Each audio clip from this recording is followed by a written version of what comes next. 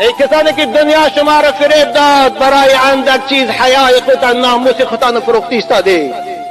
ای جوانا، مردها و زنهای فاحشه را پروردگار در دوزخ از شرمگاهاشان آویزان میکند.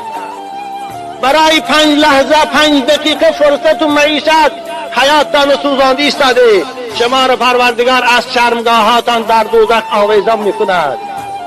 و یضربون علیها باصوات من حدید، شما را به تازیانه های آهنین ملائکه های دهشتناک دوزخ جزا میدهند.